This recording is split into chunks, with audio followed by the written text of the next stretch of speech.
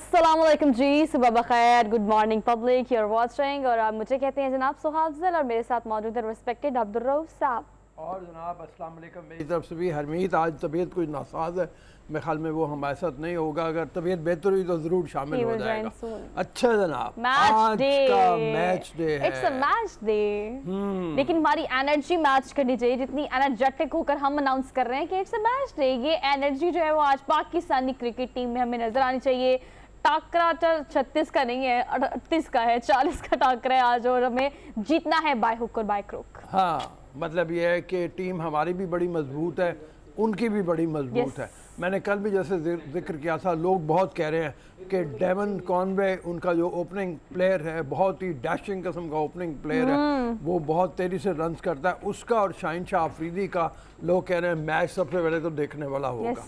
उसके बाद इस चीज़ के ऊपर बड़ा ज़ोर होगा। आज हमारे जो मैथ्यू हेडन हैं, टीम के कोच हैं, बैटिंग कोच हैं, उन्होंने कहा है, बहुत सोशल मीडिया के ऊपर बहस चल रही थी कि आया ओपनिंग प्लेयर हमारा जो है उसको नीचे ले आना चाहिए या बाबर आजम को नीचे खेलना चाहिए। तो मैथ्यू हेडन ने आज स्टेटमेंट दी, उसने कहा मैं ओपनिंग जोड़ी तोड़ने के हक में नहीं हूँ, यह तजर्बा अब नहीं होना चाहिए, पहले हो जाना चाहिए था। मैथ्यू हेडन बड़ा शानदार प्लेयर रहा है अपने वक्त का, वो भी ओपनिंग बैट्समैन था। और सर उनकी सजेशन ये, और इसके अलावा आपको पता है मिर्जा साहब हमारे साथ मौजूद थे, तो मिर्जा साहब ने बार बार एम्फेसाइज किया था इस बात पे कि अब मौका नहीं है, अगर चेंज करनी थी तो पहले करते, अब बहुत रिस्की हो जाएगा, बहुत प्रिटी हो जाएगा, हमें इस चीज़ की खास ख्याल रखना पड़ेगा कि लास्ट मोमेंट पर आकर इतना ह्यूज चेंज हम नहीं कर सकते, जो कि ऐसा सूट नहीं करेगा मेरे ख्याल से टीम। ठीक है, तो बहरहाल देखने वाली सूरत हाल ये होगी कि पहले एक तो पावर प्ले में 6 ओवर्स में बाबर आजम और रिजवान कैसा परफॉर्म करते हैं। इस टूर्नामेंट से पहले बाबर आजम और रिजवान की जोड़ी को ओपनिंग बेस्ट प्लेयर जोड़ी कहा जाता था किसी भी T20 मैच के उस हवाले से। T20 टूर्नामेंट्स हों या मैचेस हों, उसमें रैंकिंग में ये पहली नंबर 1 जोड़ी कहलाती थी। लेकिन इस टूर्नामेंट में दोनों की जोड़ी नाकाम रही है अभी तक अच्छे स्कोर करने में। हमने पहले भी जैसे जिक्र किया था कि बाबर ने तो 5 मैचों में टोटल 37 रन किए, जो बहुत ही बुरी और रिजवान भी 100 कुछ रन उसने किए में, वो भी बहुत कम है।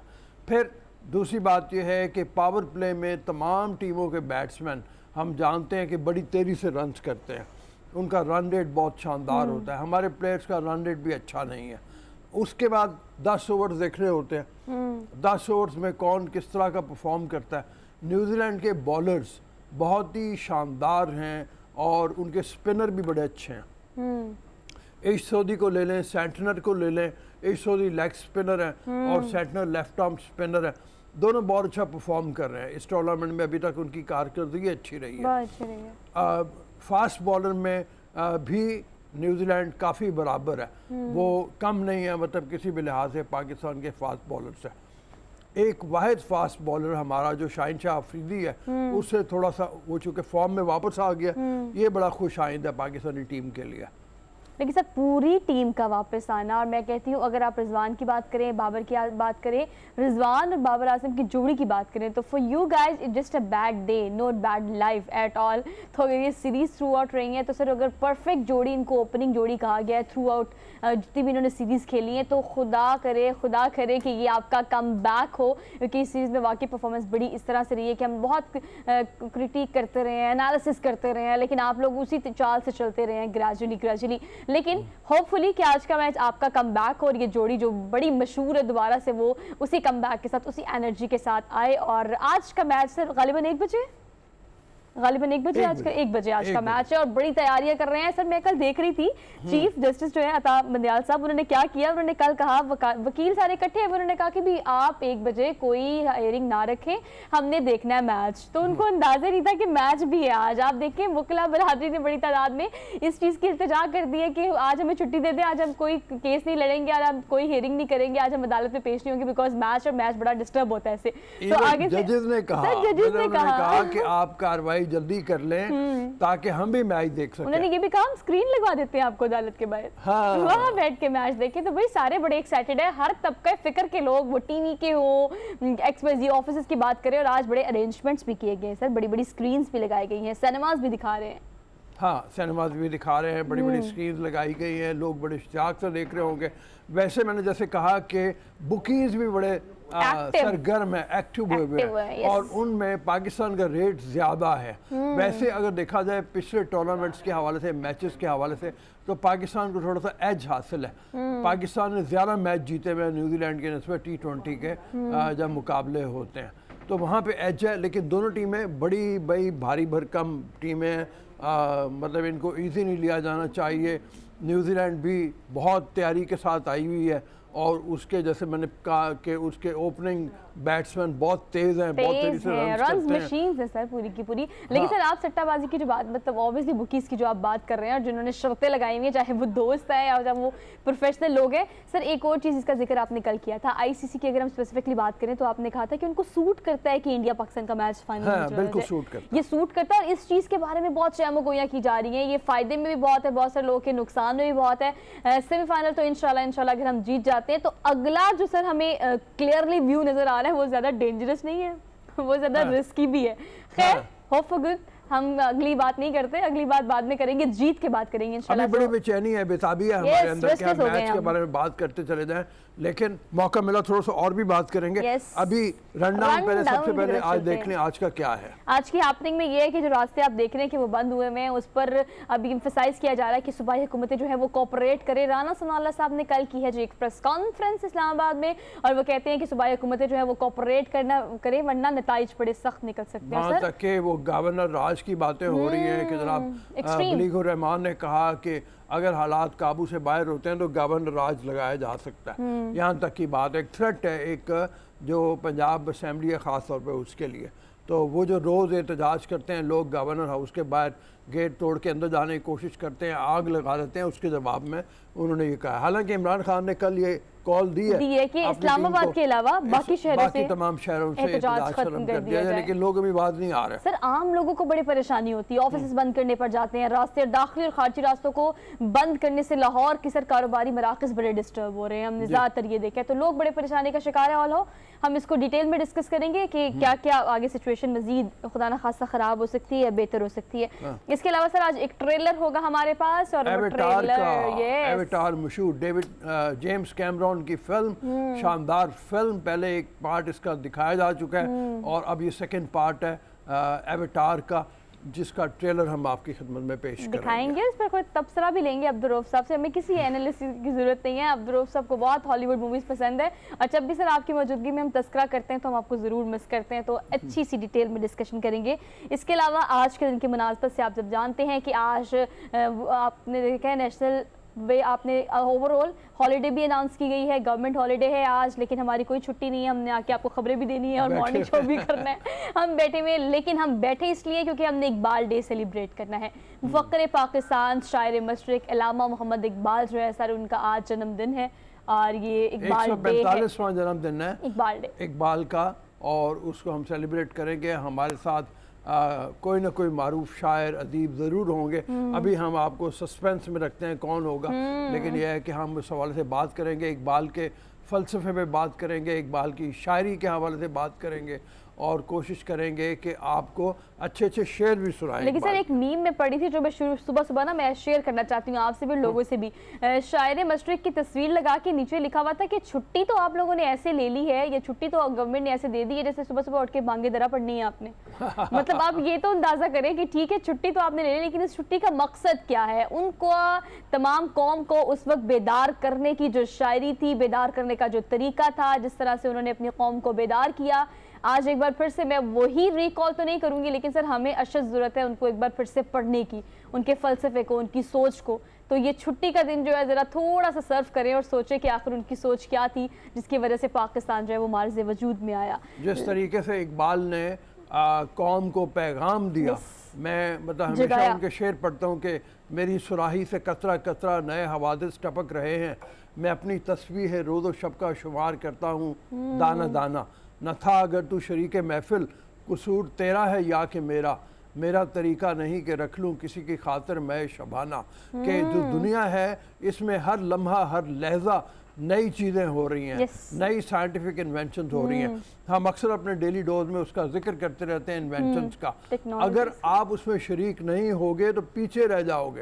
इकबाल का मुसलसल पैगाम ये है, अपने आप को और भी शेयर में पढ़ता रहता हूँ, जो इंशाल्लाह ताला जब हम आगे चल के Detail बात segment करेंगे तो इसके आपसे शेयर segment करेंगे। वो शेयर करेंगे। लेकिन सर बड़ा लेकिन जबरदस्त आपने इसका इकबाल को पसंद करने का सिर्फ ये मतलब नहीं है कि आप ये कह दें कि जनाब हमारा कौमी शायर है और बड़ा शायर है। इकबाल को पढ़ना भी चाहिए। I am thankful to Soha कि कल उसने बड़ा शानदार मुझे एक मजमुआ दिया इकबाल का, जो सेंचुरी वेंचर्स की तरफ से मिला था। सेंचुरी वेंचर्स की तरफ से हमने इकबाल डे सेलिब्रेट किया और अब्दुल रऊफ साहब को हमने ना सिर्फ अब्दुल रऊफ साहब को बल्कि सर अमजद इस्लाम अमजद को भी और हमने वसी शाह को भी और मियां सली को भी इस हवाले से बहुत सारे गिफ्ट हैम्पर्स भेजे। ये हमारा एक कंट्रीब्यूशन था, हमारा एक तरीका था इकबाल डे सेलिब्रेट करने का। सो एट द सेम केस आपसे भी मेरी ये इल्तिजा है कि छुट्टी तो आप लोगों ने आज ले ली है, लेकिन इकबाल डे को अपने तरीके से सेलिब्रेट भी करें। सर जो आपने शेर पढ़ा उसकी रूह दरअसल यही है कि टेक्नोलॉजी के साथ अपने आप को अपग्रेड करना कितना ज़रूरी है, और ये सबक आज से कई साल पहले उन्होंने हमें पढ़ा दिया। तो अब ये सबक दोबारा से आपको पढ़ने की ज़रूरत है कि किस तरह से आपने उनके फ़लसफ़े को अपनी ज़िंदगी पर इम्प्लीमेंट करना है। तो इकबाल डे को इस तरह से हम सेलिब्रेट करेंगे और हम बताएंगे कौन होगा हमारे साथ इस सेगमेंट में।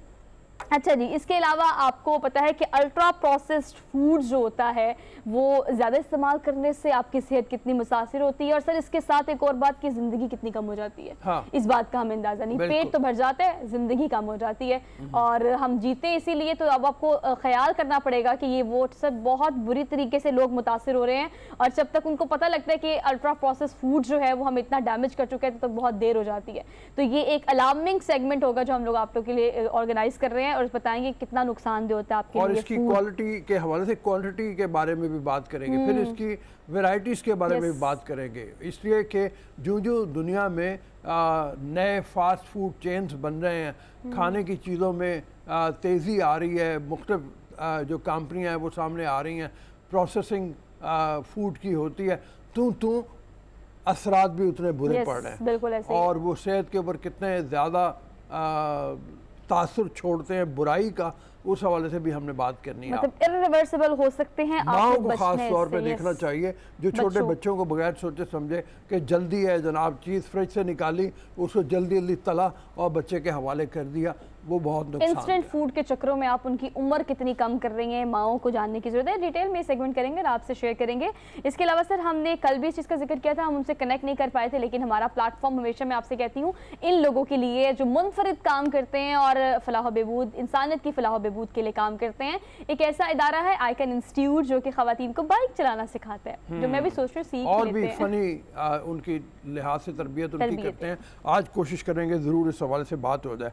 अच्छा जी, हम चलते हैं डेली डोज की तरफ। आज का डेली डोज आपको देते हैं। आज के डेली डोज की पहली खबर ये है कि कुछ दिन पहले हमने आपको बताया था कि एक बड़ा सा मोज़ेक बनाया सर। हाँ। बड़ा सा एक मोज़ेक बनाया था, वो तो खिलौने थे, ट्रक्स, छोटे छोटे जो खिलौने होते हैं, लेकिन ये है सर रोटियों से बना दुनिया का सबसे बड़ा ये मोज़ेक है, जो कि हम आपको फौरी तौर पर दिखा देते हैं ताकि आपको समझ आ जाए कि कितनी बड़ी तादाद में 20,600 से ज़ायद सर ये रोटियां इकट्ठी करके एक मोज़ेक बनाया है। और सर इसके जो टुकड़ों से 2222 मुरब्बा फीट इसका रकबा है, तो बड़ा ह्यूज। और ये मेक्सिको में हुआ वाक़या, जहाँ के कुक जो हैं उन्होंने कई दिन, महीने लग गए उनको इतनी रोटियां बनाने के लिए, और वो रोटियां उन्होंने बनाई, और फिर जिस वक्त ये मोज़ेक बन जाता है उस दिन मेक्सिको में छुट्टी की जाती है।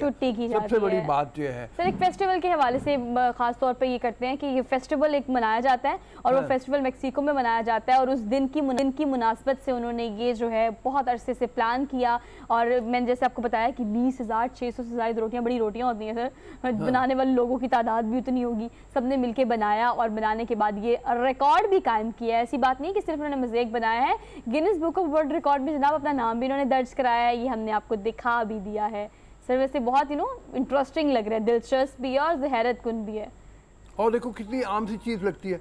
आप रोटियां लें, रोटियों को जोड़ के मोज़ेक बना लें, और फिर उसका पूरा एक फेस्टिवल मुनक़द करें, तो कितना आसान सी चीज़ लगती है। हम लोग जो दुनिया में पीछे रह गए इस हवाले से भी, हमारे इतने फेस्टिवल हुआ करते थे, हम हमेशा बात करते हैं फेस्टिवल हमारे पता नहीं कहाँ खो गए, ख़त्म हो गए। एक बड़ा फेस्टिवल मुझे याद है, बैसाखी का होता था, कभी बैसाखी पंजाब से वो ख़त्म हो गया, फिर बसंत का फेस्टिवल बहुत बड़ा होता I था, missed हम बसंत so हमेशा उसको much. याद करते हैं।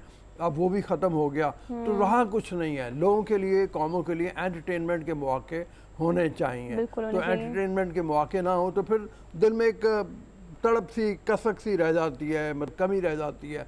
तो वो आप चाहे ऐसी छोटी छोटी चीज़ें लेके उनके साथ कोई आप अपना तरीक़ेकार सोचें, कुछ लोग आगे आएँ जो सर पाकिस्तान का झंडा बनाया जा सकता है। जैसे परसों हमने कोई खबर आप लोग को दी गालिबन, तो एक नाम के 176 लोग एक हॉल में इकट्ठे हो गए। आप अगर यही एक मुकाबला कर ले तो सर मैंने उस दिन भी कहा था कि अली या फिर अहमद नामी जो नाम है उसके तो पता नहीं कितने लोग इकट्ठे हो जाएंगे। तो एक एक्टिविटी होती है जिसमें लोग भी इंटरेस्टिंगली पार्टिसिपेट करते हैं। लेकिन सर ये जो हम रोटियों का मज़ेक देख रहे हैं, इस पर बेसिकली एक ढांचा बनाया गया है और इसका नाम है ला कैटरीना। अच्छा, कैटरीना कैफ नहीं है, ला कैटरीना इनका नाम है। और ये वहाँ का रिवायती ढांचा है। तो इकट्ठा करके ये जो ऊपर आपको पिक्चर नजर आ रही है, ह्यूज पिक्चर, इसका नाम है ला कैटरीना। और ये एक रिवायती ढांचा है उसका, जिसकी जो ये साइन है बेसिकली छुट्टी मनाने का, और वो इस दिन को फेस्टिवल के तौर पर मनाते हैं। तो मनाना चाहिए। अगली खबर हम आपको देते हैं। जी हमने टेक्नोलॉजी की बात की और टेक्नोलॉजी इतनी एडवांस हो गई है कि बिजली की किल्लत तो पाकिस्तान में आपको पता है पहले बहुत ज़्यादा है। लेकिन सर अब ये है कि इसका एक आसान सोल्यूशन, कंप्लीट सोल्यूशन नहीं कह सकते लेकिन आसान थोड़ा सा, अपने कमरे को हीट से बचाने के लिए एक ये बारीक सी कोटिंग है जो कि आपके कमरे को ठंडा रखती है शदीद धूप में भी, जो कि आपकी रेडिएशंस और वो तमाम शुआएं जो कि आप गर्मी पैदा करती हैं आपके कमरे में, उसको रोकती हैं। ये कोरिया के साइंसदानों ने ये टेक्नोलॉजी इजाद की है और इसका तरीक़ेकार यही है कि अपने शीशों के ऊपर इसको चस्पा कर दें, कोटिंग कर दें, और जब कोटिंग कर देंगे, जैसे सुबह बता रही है कि आपके वो शुआएं जो हीट पैदा करती हैं, गर्मी पैदा करती हैं, वो बाहर रह जाएंगी, सिर्फ रोशनी वाली शुआएं जो है वो अंदर आएंगी और इस तरीके से घर को ठंडा करने में मदद मिलेगी। ये एसी का मुतबादल तो नहीं है, लेकिन कई गुना आपका बिजली का बिल भी कम हो जाएगा, कई गुना आपके यहाँ हीट भी कम हो जाएगी। तो हम लोग जो मार्च के महीनों से ही एसी का इस्तेमाल शुरू कर देते हैं, कम से कम हम महीना 2 महीने वहाँ पे भी बिजली की बचत करेंगे और एसी कम चलाएंगे। अच्छा, एसी का सिर्फ एक ये नहीं है कि आपका बिजली का बिल ज़्यादा आता है, बल्कि ये है कि ये जो आपका माहौल है उसके लिए भी ख़तरनाक साबित होता है। ग्लोबल वार्मिंग जिसको बारहा कहा जाता है कि उसमें जो इजाफे का बायस है वो एसी भी होते हैं। तो इस हवाले से भी ये टेक्नोलॉजी बड़ी शानदार है कि इमारतों को ठंडा रख सकती है, कमरों को ठंडा रख सकती है। और सर एक शफाफ परत है छोटी सी बारीक सी, और ये इतनी ट्रांसपेरेंट है कि आपको मतलब अगर आप इसे खिड़की पे लगाते हैं या दीवार पे लगाते हैं तो इससे सर वो नजर भी आसानी से आ सकता है। मतलब कमरे से बाहर देख सकते हैं, बाहर से कमरे में देख सकते हैं आप। तो ये ऐसे है कि जैसे आपकी खिड़की पे एक बारीक सी परत लगी है जो कि ना होने के बराबर है। लेकिन इसकी क्रेडिबिलिटी ये है भाई जनाब कि वहाँ पर अंदर आपके कमरा कंपैरेटिवली एसी जितना तो नहीं लेकिन ठंडा जरूर हो जाता है। तो सर ये ना यूनिवर्सिटी के स्टूडेंट्स हैं जिन्होंने ईजाद किया, इस पर बड़ा काम किया है। सिर्फ इससे एक और एग्जाम्पल ये भी कोट कर सकते हैं हम कि वहाँ यूनिवर्सिटी के बच्चे भी खास तौर पर अगर कोई प्रोजेक्ट करते हैं तो वो ऐसा प्रोजेक्ट करते हैं जिससे उनके मुल्क को फ़ायदा हो, जिससे आम इंसानों को फ़ायदा हो। और टेक्नोलॉजी उसके अंदर बड़े वाज़ेह तौर पर हम देखते हैं कि वो मसनूई ज़हानत का बड़ा इस्तेमाल करते हैं, टेक्नोलॉजी की नई नई चीज़ों को ईजाद करने की अंत तक मेहनत करते हैं, कोशिश करते हैं। तो हमारी यूनिवर्सिटी के स्टूडेंट्स भी सिर्फ बहुत सारे प्रोजेक्ट ऐसे कर सकते हैं जिसपे हमारे मुल्क की माशी सूरत हाल को थोड़ा सा फ़ायदा हो। मैं बताऊं तुम्हें कि हमारे जो वज़ीर ख़जाना थे, क्या नाम था उनका, हक मैं नाम भूल गया हूँ इस वक्त, तो वो 1960 की बात है कि कोरिया ने गवर्नमेंट ऑफ पाकिस्तान को रिक्वेस्ट किया कि हमें पहला 5 ईयर प्लान अपना बनाना है, उसके लिए हमें अपना आप वज़ीर ख़जाना जो है वो भेज दें। अच्छा जी। तो पहला हमारा 5 ईयर प्लान जो यहाँ से बना वो पाकिस्तान से बना, कोरिया का। और अब वही कोरिया क्या चीज़ नहीं बना रहा, आप ये देखो, कारें बड़ी बड़ी कोरिया से आती हैं, जहाज तक वो बना रहे हैं, ट्रेनें बना रहे हैं। उन्होंने अपने मुल्क को कहाँ से कहाँ पहुँचा दिया। और हम जो उनसे कहीं पहले आज़ाद हुए थे और कहीं पहले हमारे यहाँ साइंस एंड टेक्नोलॉजी के इंस्टीट्यूट बने थे, हम कितना पीछे रह गए। सर आप तो बड़ी बड़ी चीज़ों की बात करें, इसमें गाड़ियाँ हैं, रेल गाड़ियाँ हैं, जिसमें हवाई जहाज़ है। अगर आप कोरियन चीज़ों की बात करें जो कि आम लोकल मार्केट में मिलती हैं, सर आप छोटी छोटी चीज़ों की बात करें, आपकी चप्पलें, आपके प्लास्टिक के जो प्रोडक्ट्स यूज़ होते हैं, आपके टिफिन जो यूज़ होते हैं, आपके कॉस्मेटिक्स बड़ी तादाद में सर वहाँ से इम्पोर्ट की जाती है, एक्सपोर्ट की जाती है। तो ये बहुत छोटी छोटी चीज़ें, हर चीज़ के ऊपर लिखा होता है ये कोरियन है। तो उन्होंने इतनी तरक्की कर ली है कि ना सिर्फ अपनी बड़ी मार्केट्स और बड़ी सनतें जो हैं उसको एक्सपैंड किया है, बल्कि सर लोकल मार्केट और लोकल होम प्रोडक्शन जो है उसको भी उन्होंने इतना ज़्यादा एक्सेल करके बहुत ऊपर ले गए। जापान को भी छोड़ दिया बहुत सारी चीज़ों में। मतलब हम ये देखें, ये जो हिंडाई की गाड़ी है, सेंट्रो है, किया है, ये सारी की सारी कोरिया की बनी है। मैंने नाम इसलिए ले दिए कि लोगों को पता चले कि वो कितनी ज़्यादा एडवांस टेक्नोलॉजी के ऊपर वो लोग काम कर रहे हैं। खैर आगे चलते हैं जी। पुलों की मजबूती का अंदाज़ा किया जा सकता है स्मार्टफोन से, यानी पुलों की मजबूती का पहले तो अंदाज़ा देख के इंजीनियर जो हैं वो सिर्फ माहिर लगा सकते थे कि पुल जिसके ऊपर से वो गुजर रहे हैं वो उसकी मजबूती कितनी रह गई है, कितने साल का ये पुल चलेगा या नहीं चलेगा। अब स्मार्टफोन के अंदर एक डिवाइस ऐसी लगा दी गई है जिसकी बुनियाद के ऊपर कारों को जब गुजारा जाएगा या ट्रक को गुजारा जाएगा तो पता चल जाएगा। उसके अंदर सेंसर लगे हुए हैं पुल के अंदर जो फौरी तौर पे आपको फ़ोन पिक कर लेगा। अब वो जब तजर्बे ये किए गए तो उन्होंने ये किया कि ऊबर ड्राइवर्स को भी गुजारा, उन्होंने अपने बनाए हुए ट्रक भी गुजार के देखे ताकि टेस्ट किया जा सके। 250 ऊबर ड्राइवर्स को उन्होंने न्यूयॉर्क में एक पुल के ऊपर से गुजारा और वहाँ से उसकी मजबूती का अंदाज़ा किया। फिर उसके बाद मुख्तलिफ मुल्कों में और में जाके इटली के अंदर एक छोटा पुल है उसके ऊपर से गुजार के उस टेक्नोलॉजी को चेक किया और फिर उन्होंने बताया कि ये बड़ी शानदार टेक्नोलॉजी है। और सर आईफोन ख़ास तौर पर देखते हैं कि इन चीज़ों के इस तरह के बड़े फीचर्स उसमें होते हैं। अगर ये डाटा इकट्ठा करने की बात करें तो आप तो उबर करीम की बात करें, ट्रक्स की बात करें, अगर आप खुद भी किसी पुल से गुजरते हैं और आप रैंडमली गुजरते हैं, जिन जिन पुलों से आप गुजरते हैं उनका डाटा फिर ये इकट्ठा कर लेते हैं और फिर आपको उसी वक्त जब आप किसी जगह से गुजरेंगे या वहाँ से आप पहले गुजरे होंगे तो वो आपको फौरी तौर पर बता देगा कि आप जिस पुल से गुजर रहे हैं इसकी मजबूती कितनी है, ये आपके लिए डेंजरस है या नहीं। और सर मेरे ख्याल से आपको पता है कि 2-3 ऐसे वाक़यात हुए हैं ब्रिज गिरने के जिसके बाद ही ख़ास तौर पर इस चीज़ पर एम्फेसाइज किया जा रहा है, फोकस किया जा रहा है कि ख़ास तौर पर फ़ोन से आपको ये पता चल सके कि आप जहाँ से गुजरे क्या वो महफूज मकाम है या नहीं है। तो ये बड़ी अच्छी चीज़ है सर, सारा डाटा कलेक्ट करने वाली। अच्छा जी, last but not the least हम ख़त्म करते हैं क्योंकि सारा कुछ ख़त्म इसी बात पे होता है सर शादी पे सब कुछ ख़त्म होता है। आप टेक्नोलॉजी की बात कर लें, आप जिद्दत की बात कर लें, आपको इंटरेस्टिंग स्टोरीज बता दें। आखिरी स्टोरी इतनी इंटरेस्टिंग है कि टेक्नोलॉजी की वजह से ही सर रिश्ता तय हो गया, मोहब्बत हो गई, शादी होगी। यूक्रेनी ये खातून है जिसने गूगल चैटिंग जो है सर, गूगल ट्रांसलेटर जो है बेसिकली ट्रांसलेट करता है, उसकी मदद से जो है सर ये बरतानिया का एक शहरी है जिससे बातचीत की और चैटिंग हुई गूगल की मदद से और अब ये शादीशुदा हैं दोनों।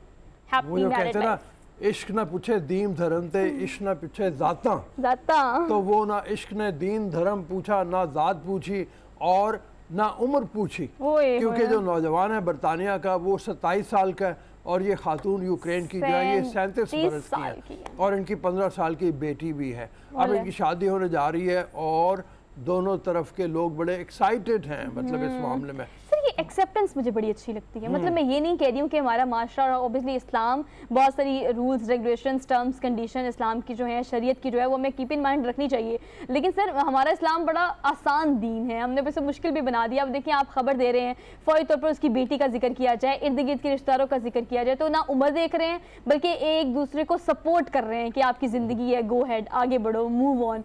लेकिन यहाँ पर सर एक्सेप्टेंस का लेवल बहुत कम है। कितना देखो वैसे इंटरेस्टिंग वाकया हुआ कि यूक्रेन से और कैसे जोड़ियां मिलती हैं। जोड़ियां वो कहते हैं ना आसमानों पे बनती हैं, जोड़ियां मिलती हैं। यूक्रेन में जंग छिड़ गई, ये खातून को बेसरो सामानी के आलम में अपने घर से निकलना पड़ा, अपनी बेटी को साथ लिया। इन्होंने ये ब्रिस्टल इंग्लैंड पहुंच गई, वहाँ जाके ज़बान इनको नहीं आती थी। जिस वक्त ये यूक्रेन से वहाँ गई हैं तो एक व्हाट्सएप ग्रुप बन गया, उस ग्रुप में शेयरिंग शुरू हुई, इन्होंने भी अपने तासरात लिखने शुरू कर दिए और वो जो इनका होने वाला हस्बैंड है उसने भी अपने तासरात लिखने शुरू कर दिए। फिर इनकी आपस में चैटिंग शुरू हो गई, ज़बान आती नहीं थी तो गूगल चैटिंग के सहारे से इन्होंने एक दूसरे की बात को समझना शुरू कर दिया और फिर मोहब्बत हो गई। मोहब्बत का इजहार भी गूगल चैटिंग ने आसान कर दिया कि जनाब इन्होंने ज़बानें, वो कहते हैं यार मन तुर्की वमन तुर्की नमी दानम, मेरे महबूब की ज़बान जो है वो तुर्की है और मुझे तुर्की नहीं आती। तो लेकिन सर देखिए आप जिस एंगल से इसको देख रहे हैं स्टोरी को, बड़ा अच्छा एंगल है, हमारा आपको बताने का मकसद भी ये है। लेकिन जिस एंगल से मैं देख रही हूँ, मेरे ख्याल से डेली डोज को मैं इस बात पर कंक्लूड करती हूँ कि मैं ये चाहती हूँ, बल्कि आप सब भी अगर करेंगे तो आपकी भी ज़िंदगी आसान होगी सर, हमारी भी ज़िंदगी आसान होगी। एक्सेप्टेंस का लेवल हमारे माशरे में बहुत कम है, वो खा बरतानवी ये शख्स है या यूक्रेन की वो खातून हैं, वो एक दूसरे को एक्सेप्ट कर रहे हैं, और ना सिर्फ वो बल्कि उनके ख़ानदान भी, सर उनका मुआशरा भी, कि ये आपकी ज़िंदगी है, इट्स योर कॉल, आपने जो करना है वो करें। लोगों को सपोर्ट करना सीखें, तो शादी का सीन हो या कोई भी सीन हो, सपोर्ट करेंगे तो फिर आपको भी सपोर्ट मिलेगी। So we are done with daily dose. हमने एक क्विक ब्रेक लेनी है और ब्रेक के बाद वापस आएंगे, पॉलिटिकल सेगमेंट डिटेल में करेंगे। आप देखते रहिए प्रोग्राम जिसे हम कहते हैं गुड मॉर्निंग पब्लिक। जी, welcome to the show after the break. Aamir Khakwani साहब मारूफ जर्नलिस्ट हमारे साथ मौजूद हैं, उनसे चल के बात करते हैं। आमिर अस्सलाम वालेकुम। जी वालेकुम सलाम। आमिर, वो बहस ख़त्म नहीं हो रही अभी तक, इमरान खान की वो सेटिस्फाई नहीं हो रहे। सुप्रीम कोर्ट के ऑर्डर के ऊपर FIR तो दर्ज कर ली गई, लेकिन वो बज़िद हैं कि इस FIR में अगर 3 नाम नहीं है तो फिर कोई फ़ायदा नहीं है, और वो इसको भी चैलेंज करने का इरादा रखते हैं। ये ज़िद किस तरफ को लेके जाएगी? हालात को ख़राब कर रही है ये मज़ीद? तो इमरान खान का आपको अंदाजा है कि वो प्रेशर टैक्टिक्स हैं, और 3 नाम नहीं, उनको तो असल में एक नाम में इंटरेस्ट है। हाँ। वो प्राइम मिनिस्टर का और राना सनाउल्लाह का नाम तो बस उन्होंने वैसे डाला है, बस उनकी असल दिलचस्पी और फोकस और इसरार वो तीसरे नाम की वजह से है। और ज़ाहिर है FIR दर्ज न होने की वजह भी वो तीसरा नाम ही है, जो मिलिट्री ऑफिसर का नाम जिसमें डाला है उन्होंने। तो वो एक प्रेशर टैक्टिक्स ही है कि जितना अब दबाव बढ़ाएं, और इनका ख्याल ये है कि थोड़ा सा मैं नाम को कंट्रोवर्शियल कर दूंगा तो मुमकिन है कोई ट्रांसफर हो जाए, जिस तरह पहले भी एक बार हुआ था, नवाज शरीफ साहब ने किया था, अपने नाम लेके वीडियो एक बयान जारी किया था, उसके बाद हुआ था। तो ये वही प्रेशर की ही गेम है। लेकिन अब ये हुआ है कि कहीं ना कहीं थोड़ा सा दोबारा से कोई राब्ते शुरू हुए। असल में ना वो सारा प्लान इनका यही लग रहा है कि ये थोड़ा सा इसको डिले करें और उस वक्त इस्लामाबाद जाएं कि जब सऊदी प्रिंस का आने का, आपको पता है उनका प्लान हो गया 21 का, तो ये भी उसके आसपास ही वहां पहुंचना चाहते हैं इस्लामाबाद में। अब वो मेरा ख्याल है कुछ लोग जो ये चाहते हैं कि भाई इसमें बदमदगी ना हो, और वो एक इतना अहम हाई प्रोफाइल विजिट है उनका, और उसमें काफी बड़ी इन्वेस्टमेंट का, आपको पता है कि 8-10 अरब डॉलर की रिफाइनरी का उसका प्लान, और कई चीजें आ रही हैं। काफी अच्छा ब्रेक थ्रू मिल रहा है पिछले 2-3 साल बाद। जो चीजें पेंडिंग हो गई थी या स्लो हो गई थी, अब वो दोबारा से हो रही हैं। तो वो मेरे ख्याल में कोई जगह शायद थोड़ी सी कोई कोशिश, कुछ लोग ये नहीं कह लें कि जो वेल विशर हैं पाकिस्तान के और दोनों तरफ से लोग, वो यानी कोशिश कर रहे हैं। लेकिन अब खान साहब का, अब ये तो कल उन्होंने किया, आपने देखा है कि उन्होंने इस्लामाबाद के अलावा बाकी शहरों में एहतजाज बंद कर दिए। हालांकि इनका प्लान था फैसलाबाद में भी और जगहों पे भी। अब उसकी वजह यही है कि जिस शहर में एहतजाज करते हैं, सड़कें बंद करते हैं, लोग तंग हो रहे हैं, लोग रिएक्ट कर रहे हैं, लोग एहतजाज कर रहे हैं, और जिसमें कहते हैं ना इनको सलवातें सुनाते हैं, तो वो भी एक रिएक्शन सामने आता है।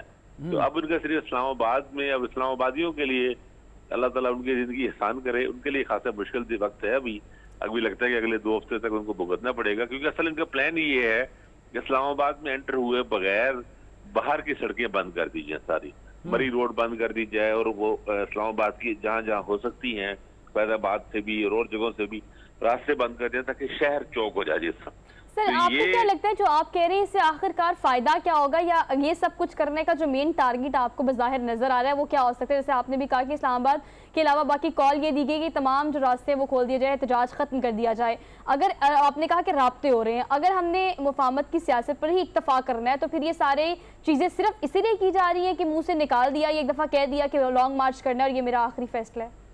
नहीं, खान साहब को चाहिए, असल में वो चाहते हैं इलेक्शन की डेट। तो मुज़ाकरात में भी वो इलेक्शन की डेट के बगैर वो पीछे नहीं हटेंगे। यानी ये नहीं कि अगर इलेक्शन अगस्त देखे ना, पार्लियामेंट ने अपना टेन्योर पूरा करना है अगस्त में।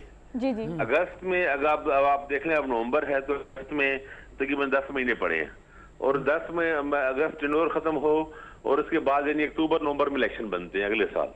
तो उसके उस डेट के लिए बिल्कुल तैयार नहीं होंगे किसी सूरत में भी। ये चाहते हैं ज्यादा से ज्यादा 3-4 महीने, 5 महीने, चलो मार्च में ना थी तो अप्रैल में चूंकि रमजान होगा, मई की कोई डेट अनाउंस हो जाए, और फिर चलो महीने 2 महीने हुकूमत कर ले, 2-3 महीने जितना बनता है, और फिर इसके बाद दिगान हुकूमत बन जाए। तो इमरान खान का ये है कि इसमें डिले ना किया जाए, लंबा ना किया जाए, ताकि उनको लगता है कि जितना वक्त गुजरेगा उतना हुकूमत को फायदा होगा और उनको नुकसान होगा, या नुकसान होने का एहतमाल है। और दूसरा ये है कि वो चाहते हैं कि जो कोई ऐसा पोस्टिंग, ये जो अपॉइंटमेंट है, ये अपॉइंटमेंट ऐसी ना हो कि जो इनके खिलाफ जाए। ये 2 चीजें। आमिर, ये बताओ कि कल इमरान खान साहब ने ये कहा कि हमारे दरवाजे खुले हैं मुज़ाकरात के लिए, लेकिन सिर्फ जमहूरियत पसंद लोगों के लिए, जिसका मतलब ये है कि वो कह रहे हैं कि मैं जरदारी और शहबाज शरीफ से मुज़ाकरात नहीं करूँगा। तो फिर जमहूरियत पसंद किसको कह रहे हैं? ये देखिए ना, ये तो यही तो तजाद है कि आप उनसे नहीं करेंगे तो फिर किन से करेंगे? हाँ, अगर आप एस्टेब्लिशमेंट से करेंगे तो एस्टेब्लिशमेंट का तो काम ही नहीं किसी जमहूरी स्ट्रक्चर में, किसी जमहूरी सेटअप में, इनको तो काम ही नहीं मुज़ाकरात करने का। इनको तो बिल्कुल पीछे हट जाना चाहिए ना, जिस तरह वो ऐलान भी अब कर चुके हैं, और अल्लाह करे ऐसा हो। तो सियासत में देखिए, खान साहब के लिए सबसे बड़ा जो प्रॉब्लम हुआ है, गलती हुई है कि कह लें उन्होंने अपने एक मौके बना लिया है कि उन्होंने पाकिस्तान की तमाम सियासी जमातों को, यानी इनके अलावा तकरीबन तमाम सियासी जाती हैं, ये 14 जमाती अलायंस है पीडीएम का, इनको वो मुस्तरद कर चुके हैं, उनको रद्द कर चुके हैं, इम्पोर्टेड गवर्नमेंट और ये वो उनको सारा करके। तो वो अब जब पाकिस्तान की जो मेजर तमाम पॉलिटिकल फोर्सेस को आप इनको माइनस कर दें तो फिर किससे मुज़ाकरात करेंगे? इनके अलावा सिर्फ जमात इस्लामी ही भेजती है बाहर, या छोटा मोटा बहुत ही छोटा कोई मामूली सा ग्रुप की और हो, तो जमात इस्लामी जो है पार्लियामेंट में उसकी प्रेजेंस ही ना होने के बराबर है। तो वो जब आप एक सियासत में और जमहूरियत में जब आप रास्ते बंद कर दिए, रास्ते बंद करने वाली बात है ना, कि आप अपनी मुखालफों को और अपोजिशन को आप या दूसरे ग्रुप को आप उनसे कहने से बात ही नहीं करता कि ये जमहूरी लोग नहीं है, ये इम्पोर्टेड है, ये। और एक तरह के जिनके इल्जामात हैं वो इल्जामात अगर दुरुस्त मान लिए जाए फिर तो इसका मतलब है ये लोग वतन ही नहीं है ना। यानी जो सियासी कुव्वतें हैं अगर अमरीकी एजेंट बन गई हैं या पाकिस्तान के खिलाफ अमरीकी साजिश के आलाकार बने हैं तो उनकी तो हुब्बुल वतनी ही मशकूक होगी ना। तो ये बहुत ही संगीन इल्जामात है और एक तहाई मौक़िफ़ है जो माना नहीं जा सकता किसी सूरत में भी। और इसका और बड़ा सबसे परेशान कुन बात ये है कि इलेक्शन हो ना, अगर इलेक्शन हो जाता है 3 महीने बाद, 4 महीने बाद, 6 महीने बाद या साल बाद तो होना ही है, चलो इलेक्शन में इमरान खान से फर्ज करें जीत जाते हैं और सिंपल मेजॉरिटी ले लेते हैं, ज्यादा सीटें ले लेते हैं, हुकूमत में आ जाते हैं, तो ये बुरहान खत्म नहीं होगा, तब भी जारी रहेगा।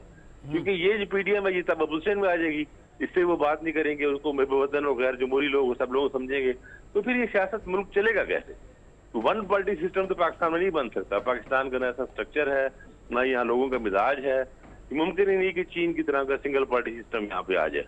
तो फिर ये किस तरह चलेगा? ये मतलब मैं नहीं समझ पा रहा। और खान साहब को कोई समझाने वाला नहीं है कि भाई सियासत में तो आपने मिल के बात करनी होती है ना अपने मुखालफों से भी। तो सिंगल पार्टी सिस्टम कैसे बनेगा पाकिस्तान में? तो मुमकिन ही नहीं। ना यह बादशाहत है कि ये बादशाह बन जाए, और ना कोई वज़ीर मार्शल है यहाँ पे इनके पास। ये तो नहीं कि एक फौज के सरबराह हैं और इन्होंने एक आमिर हैं, उन्होंने एक मार्शल लगा दिए। तो खान साहब को ये बहुत ही बुनियादी बात है, लेकिन वो उसको शायद समझना नहीं चाहते कि वो मस्जिद है। इस बात पे आप माशाल्लाह की बात कर रहे हैं, गवर्नर राज की बात कर लेते हैं। राना सनाउल्लाह ने जो कल प्रेस कॉन्फ्रेंस की यकीनन आपने भी देखी होगी, उन्होंने कहा कि सूबाई हुकूमतें कोऑपरेट करें, अदरवाइज नताइज बहुत बुरे होंगे। और आपको पता है कि वो इस तरह के हैं भी कि कोई इस तरह का एक्सट्रीम डिसीजन लिया जा सकता है या इस वक्त सूटेबल टाइम नहीं है। सिचुएशन कितनी खराब हो सकती है? आप जो सारा कुछ बता रहे हैं वो तो एक साइकिल है जिसमें अपोजिशन और हुकूमती जमात जो है वो चलती हैं, जहाँ से चलती हैं घूम फिर कर वहीं आ जाती हैं। तो ये तो गोल गोल घूमते रहेंगे हम। ऐसे ही देखिए, हम इसलिए तो परेशानी होती है जब भी किसी पाकिस्तान के लिए हवाले से कोई तजिया, कोई सीरियस तजिया हो, तो यही परेशानी होती है कि हम मुसलसल घूम रहे हैं, एक ही दायरे में ही हम घूम रहे हैं। और ये कब तक चलेगा? अब देखें ना, 90s में यही काम चल रहा था कि बेनजीर भुट्टो साहबा करती थी, बीबी करती थी, नवाज शरीफ के खिलाफ, नवाज शरीफ साहब करते थे बीबी के खिलाफ लॉन्ग मार्च और तहरीक निजात, और सब चीजें हमने देखी है 90s में। उसके बाद फिर ये हुआ कि मार्शल आने से परवेज मुशर्रफ की, जनाब परवेज मुशर्रफ के मार्शल से इन्होंने सीखा और फिर एक मिसाक जमहूरियत भी हुआ। और बाहर उसके बाद हमने देखा कि 2008 से लेके जो 18 तक चला है मामला, वो उन्होंने एक मफाहमत से चलाया है कुछ हद तक। तो सम एक्सटेंड ऐसा नहीं हुआ, हुकूमतें गिराने की कोशिश उस तरह नहीं की गई। तो वो एक लोगों ने इन बड़ी जमातों से सीखा था। और खान साहब फिर आए, खान साहब को अपना उन्होंने उनका, चूंकि असल में खान साहब की मजबूरी ये है कि उनको अपनी जगह बनाने के लिए सबको रद्द करना पड़ता है, क्योंकि उन्होंने शुरू से इल्जाम लगाया ना कि ये चोर है, लुटेरे हैं, करप्ट ने सारे, और मुल्क आ गए और मैं आके बेहतर करूंगा। तो उसमें उसका वो जो बुनियादी नुकता यही है कि बाकियों को मैनेज करके मेरी जगह, चलो वो एक सियासी हद तक रखे, लेकिन कुछ तो जगह खुली रखे ना, कुछ रास्ता खुला रखें। या आप कहें कि जी मैं इनको करप्ट समझता हूँ, लेकिन फिर भी जमहूरियत की खातिर हम बात करने को तैयार है, मुल्क की खातिर बात करने को तैयार है। कोई आप एक नैरेटिव बनाते हैं ना, थोड़ा सा उसको वसी कर दें ना। आप यदि कहें अब अपना जो आपका जो अपना मौक़िफ़ है उससे पीछे कायम रहें, अब इख्तलाफ रखें उनसे, लेकिन आप कहें जो मुल्क की खातिर, कौम की खातिर, जमहूरियत की खातिर, इस्तेकाम की खातिर, बेहतरी की खातिर बात करने को तैयार है। अच्छा, एक और अजीब बात यह है कि एंटी एस्टेब्लिशमेंट बने हुए हैं। ऐसा इमरान खान साहब एक एंटी एस्टेब्लिशमेंट स्टांस ले रहे हैं, लेकिन एंटी एस्टेब्लिशमेंट स्टांस भी उनका प्रॉपर नहीं है। यानी वो कहीं पे अब्दुल साहब आप देखें, कहीं पे कोई इंटेलेक्चुअली ये नहीं कह रहे कि सिविल सुपरमेसी की बात करें या सिविल सुपरमेसी के वाले से एक प्रॉपर जो बात करें। फिर हमारे यहाँ मिसिंग पर्सन के इशू है बलूचिस्तान में और जो इशू है उस पर भी बात नहीं कर रही। तो हमारे यहाँ जो एंटी एस्टेब्लिशमेंट हल्के रहे हैं वो आमतौर पे कॉम्प्रेस हल्के है ना, सिंधी कॉम्प्रेस, बलोच पश्तून कॉम्प्रेस, उनकी भी बात, उनके भी ग्राउंड पे नहीं जा रहे, यानी वो बातें भी इमरान खान साहब नहीं करते या फिर उसको भी गेन करने की कोशिश करें।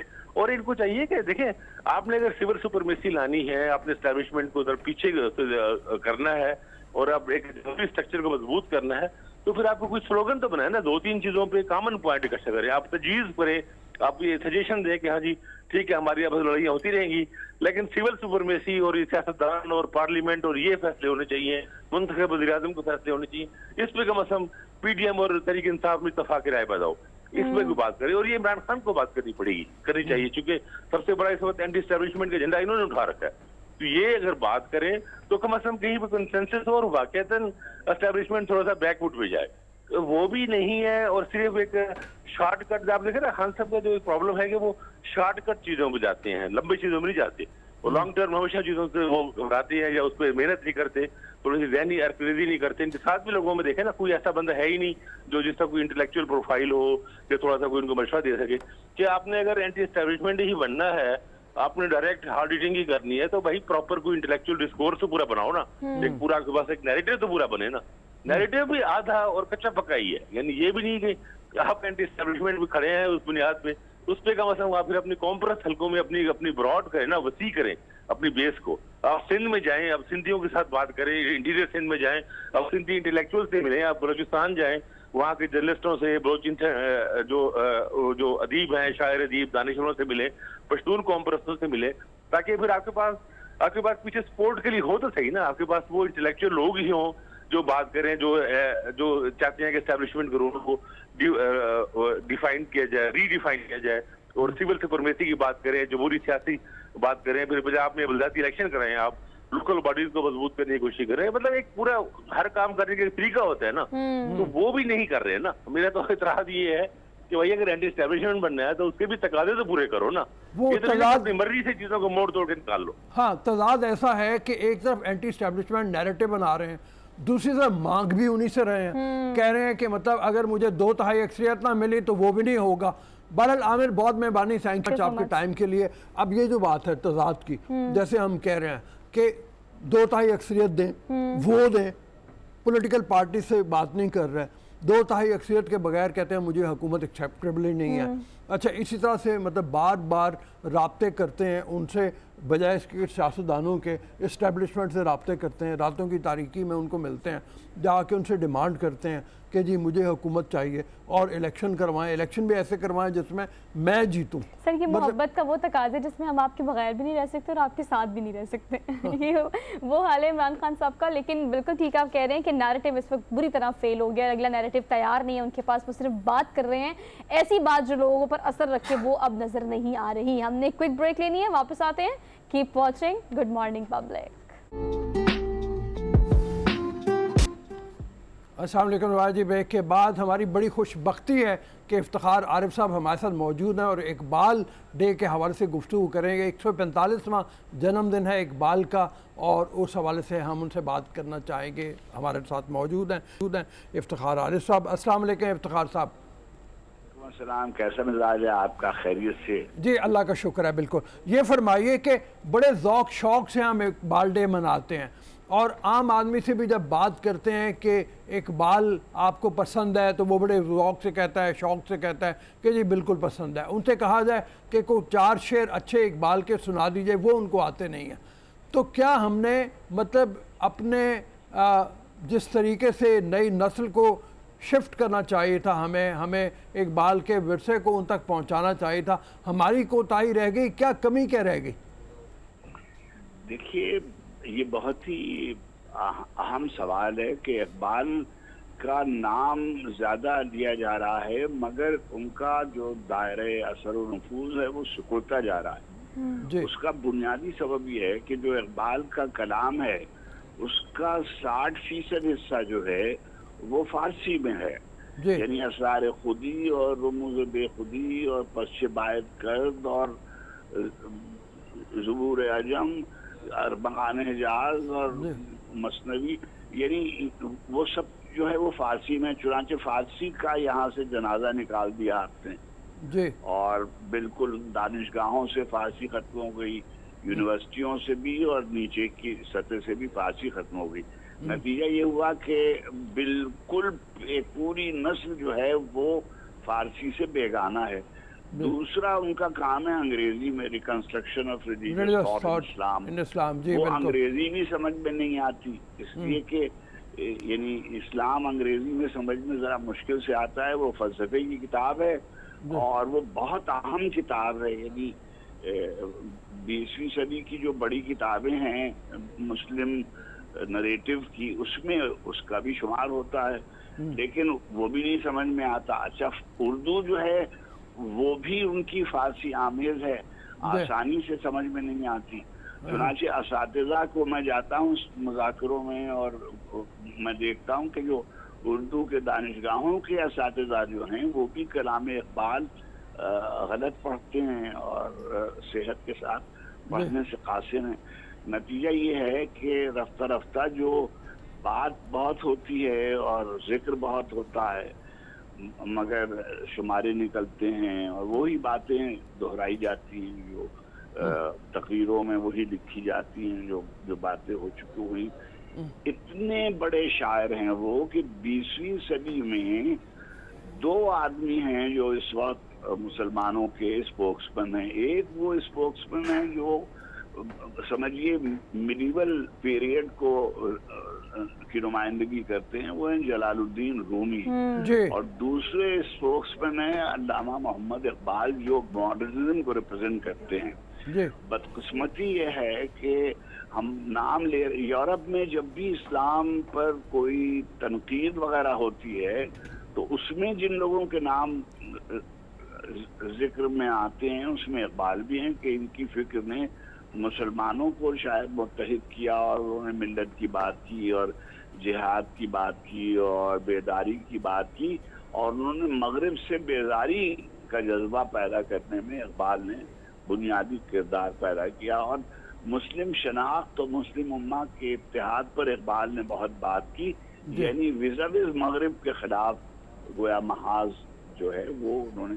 अच्छा, नतीजा ये हुआ कि सबसे ज़्यादा काम उन पर पाकिस्तान के बाद अगर कहीं हुआ तो वो रोसा ईरान में हुआ। जी मैं कोई फारसी ज़बान से मुझे बिल्कुल मैं वाकिफ नहीं हूँ, लेकिन इसके बावजूद मैं ये कह सकता हूँ, मैंने अपने क़याम ईरान के ज़माने में देखा कि उनकी दानिशगाहों में भी और उनके इल्मी इदारों में भी, यानी हौज़ों में नहीं कि मशहद में और कुम में जो मजहबी लोग हैं वही उनको पढ़ रहे हैं, नहीं, जो दानिशगाहें हैं वहाँ भी जो फिक्री एतबार से और जो उनके 2 बड़े लीडर हैं, यानी डॉक्टर अली शरीयती और मुर्तज़ा मुतहरी और इमाम खुमैनी और ख़ुद ये रहबर मुअज़्ज़म ये जो हमारे ये खामनेई, ये सारे के सारे, कोई उनकी तकरीरें आप देखिए, उनकी गुफ्तगू देखिए, किताबें पूरी मौजूद हैं, सितारे बुलंद शर्क़ और माओ इक़बाल वगैरह। और इतनी इल्मी सतह पर जहाँ जितना काम वहाँ हुआ है किसी अरब मुल्क में नहीं हुआ। ये देखिए कैसी, हम 57-56 मुल्क हैं, लेकिन जितना काम वहाँ हुआ। और इस वक्त देखिए नील के साहिल से लेकर ताबखा के काशगर, दुनिया में रोसा होमर से लेकर खुर्शीद रिजवी तक दुनिया के मुख्तलिफ ज़बानों में बड़े बड़े शायर पैदा हुए।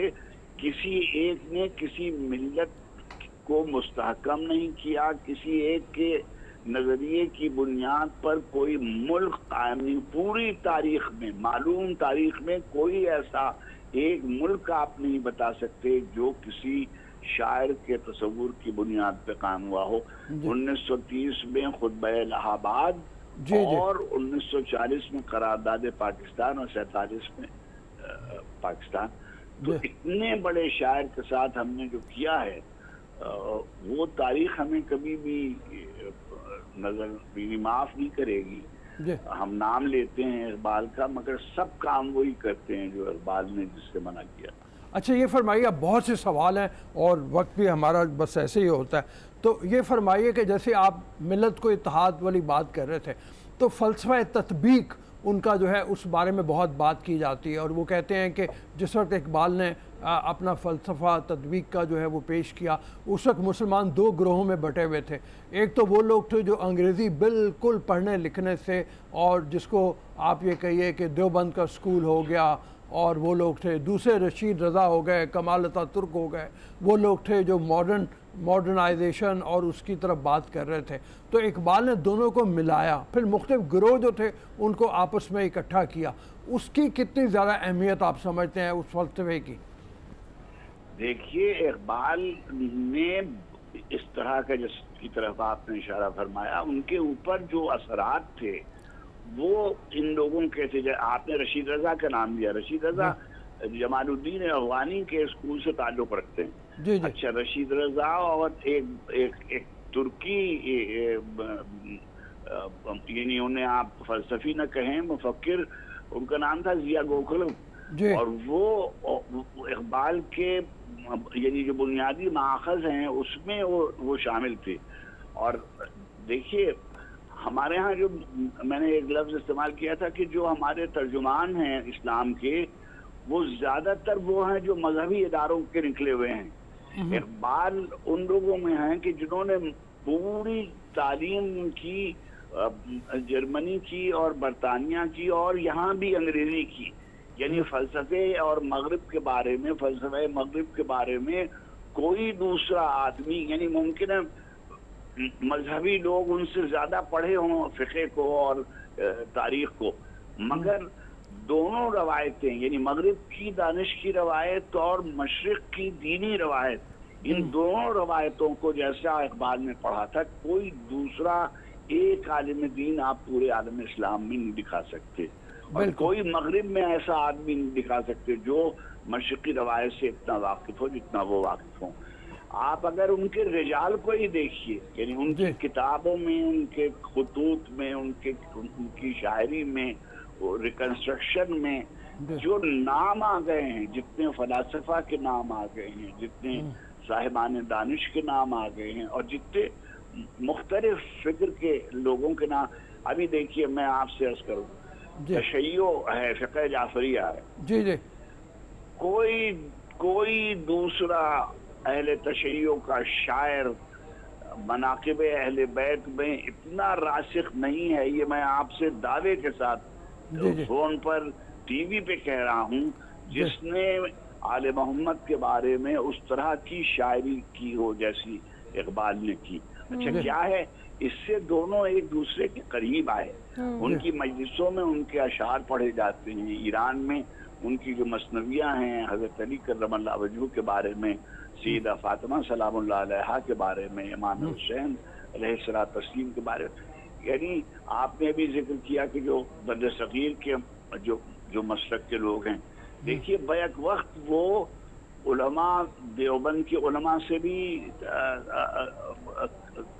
ताल्लुक़ रखते थे, और बरेलवी जो फिक्र के लोग थे उनसे भी ताल्लुक़ रखते थे, और उनकी फिक्र में, लेकिन एक बात मैं आपसे अर्ज़ करूं, कहते वो वही थे जिसको वो हक समझते थे। ये मैं आपसे, यानी आप उससे इख्तिलाफ कर सकते हो, मगर वो वही बात कहते थे शायरी में, उर्दू हो चाहे वो फारसी की शायरी हो, जिस पर उनका यकीन होता था और एतमाद होता था। जब उन्होंने तुलू इस्लाम लिखी थी, उस वक्त तो ये चाहते थे कि भाई मगरिब में ये हो गया, जर्मनी में ये हो गया, फ्रांस में ये हो गया, देख चुका अलमनी शोरिश दीने करी सुस्त न छोड़े कहीं, अहदे कोहन के निशान, और रूहे देख चुकी इनकलाब, चश्मे फ्रांसीस भी देख चुके इनकलाब, तो सारे तजद्दुद की बातें उन्होंने की, और रूहे मुसलमान में है आज वही इनकलाब, राज खुदाई है, ये कह नहीं सकती ज़बान। देखिए इस पहर की तह से उछलता है क्या, क्या बात है, क्या बात गुंबद नीलूफरी रंग बदलता है क्या। अब आज उस जमाने में एक मुस्लिम मुल्क ऐसा नहीं था जिसको आप पूरी तरह से आजाद कह सकें। आज भी अल्हम्दुलिल्लाह 57 मुल्क हैं, मगर बदकिस्मती ये है कि ये 57 मुल्क जो हैं वो किसी तौर पर एक बात पर इत्तेफाक नहीं करते। इफ्तिखार साहब आप बिल्कुल ठीक कह रहे हैं। इफ्तिखार आरिफ साहब आपका बेहद शुक्रिया। और इतने साल गुजरने के बाद सर बात बिल्कुल भी लिखा, वो हक और सच का लिखा और वो असर रखता है, बशर्ते कि हम उसको पढ़ें और नौजवान ख़ास तौर पर उसको अपनी ज़िंदगी का हिस्सा बनाएं। सर एक क्विक ब्रेक लेनी है हमने, ब्रेक लेके वापस आते हैं। Keep watching good morning public. Welcome back after the break. So basically आजकल वक्त बहुत कम है हमारे पास, ओवरनाइट सक्सेस चाहिए हमें, खाना 10 मिनट चाहिए, कहीं से निकलने की बहुत जल्दी है, कहीं जाने की बहुत जल्दी है। तो इतनी जल्दी में आप क्यों है भाई? क्योंकि इतनी जल्दी में जो चीज़ कम होती चली जा रही है वो है आपकी अपनी ज़िंदगी, और इस बात का अंदाज़ा आपको नहीं है। आज प्रोग्राम के इस सेगमेंट में हम बात करेंगे अल्ट्रा प्रोसेस्ड फूड में। प्रोसेस्ड फूड के बारे में तो आपने बहुत सुना होगा, लेकिन ये अल्ट्रा प्रोसेस्ड फूड हमारी ज़िंदगी में कितनी जगह बना चुका है और हमें पता भी नहीं कि वो अल्ट्रा प्रोसेस्ड फूड होता है और कितने मराहल से गुजर के हमारे फ्रिज में रहता है और फ्रिज में भी कई महीनों तक पड़ा रहता है। तो ये कितना हार्मफुल है बच्चों के लिए, इक्वली बड़ों के लिए भी, इसको डिटेल में डिस्कस करेंगे। डॉक्टर मारिया हैरिस स्टूडियोज में हमारे साथ मौजूद है। आपने वक्त दिया doctor Maria, thank you so much for being here. कैसी हैं आप? मैं बिल्कुल ठीक ठाक। अच्छा, पहले तो सवाल बड़ा क्लियरली आपसे ये कर लेते हैं कि प्रोसेस फूड तो हमें पता है कि कौन कौन सी आइटम होती हैं, माएँ बड़ा यूज़ करती हैं बच्चों के लिए, और आजकल बड़े भी बड़ा शौक से खाते हैं। ये अल्ट्रा प्रोसेस्ड फूड जो है ये क्या गेम है और डिफरेंस क्या है? ओके, जैसे सोहा अल्ट्रा नेम ही इंडिकेट कर रहा है कि ऐसा फूड जो बहुत ज़्यादा प्रोसेसिंग से गुजरा हुआ है। अल्ट्रा प्रोसेस फूड एक नेगेटिव टर्म है और इसमें बहुत ज़्यादा प्रोसेसिंग के बाद जो एक फूड बनता है उसको हम अल्ट्रा प्रोसेस फूड का नाम देते हैं। जो फॉर एग्जांपल हमारे पास जो नेचुरल फूड्स हैं, फूड कंपनीज क्या करती हैं कि उनको बहुत ज़्यादा प्रोसेसिंग से गुजारती हैं, उनमें बहुत से फूड ग्रुप्स को ऐड करके या उनमें से कुछ इंग्रेडिएंट्स को निकाल के उसके रिजल्ट में जो हमारे पास प्रोडक्ट्स बनते हैं वो अल्ट्रा प्रोसेस्ड बनते हैं। ये नेचुरली प्रोड्यूस नहीं होते, फूड कंपनीज इनको बनाती हैं। बीइंग डाइटिशियन हम इनको फेक फूड्स का नाम देते हैं जिनका न्यूट्रिशनल कंटेंट ज़ीरो होता है। अल्ट्रा प्रोसेस्ड फूड एक नेगेटिव टर्म है।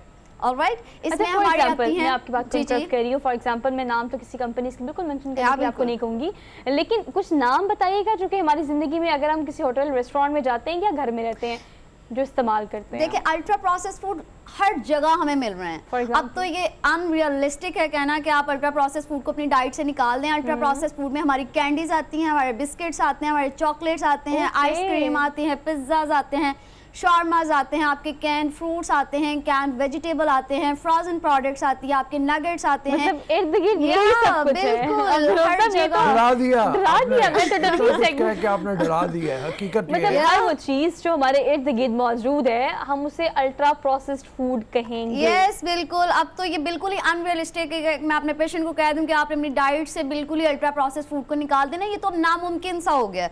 हर मार्ट में हर जगह हमें अल्ट्रा प्रोसेस फूड का ही वास्ता करना पड़ता है। और ये फूड कंपनीज ने इतनी स्ट्रॉन्ग इनकी मार्केटिंग की है, हमारे बच्चों में, हमारे इन्फेंट से लेके हमारे अडल्ट्स तक हमारी मेंटालिटी में इन्होंने इस चीज़ को इंड्यूस कर दिया है कि ultra process food easy to cook हैं, रेडी टू कुक हैं, रेडी टू ईट है। ये आपके टाइम को सेव करते हैं, आपके एनर्जी को सेव करते हैं, आपके मनी को सेव करते हैं।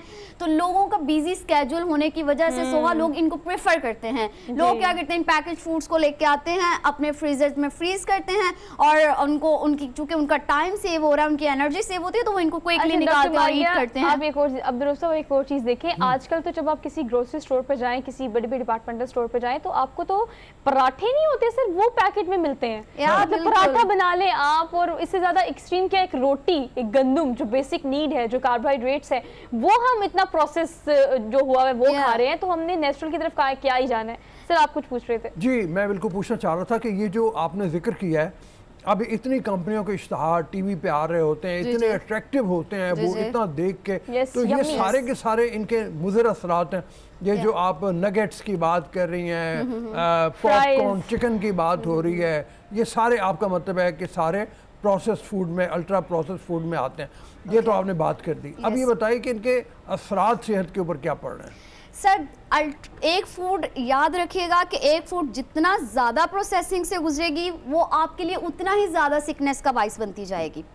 जितनी ज़्यादा प्रोसेसिंग के स्टेप्स हुए हैं इसका मतलब है कि सिकनेस का आपका लेवल भी उतना ज़्यादा राइज होता जा रहा है। अब क्या होता है कि जब हम अल्ट्रा प्रोसेस फूड खाते हैं, हमारी बॉडी इतनी इंटेलिजेंट है, अल्लाह ताला ने उसको इतना खूबसूरती से डिज़ाइन किया है कि हमारी बॉडी को हर वक्त न्यूट्रिएंट्स चाहिए।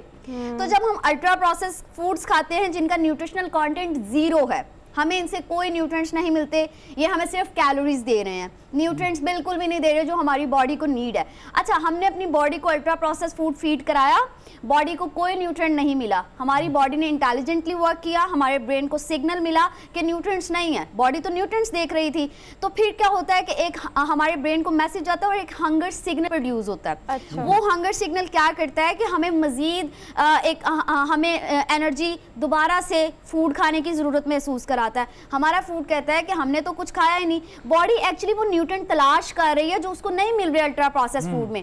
तो ये क्या होता है कि फिर हम ओवर ईटिंग करते हैं, और ओवर ईटिंग करना, फिर से ओवर ईटिंग करना, इट लीड्स टूवर्ड्स ओबेसिटी।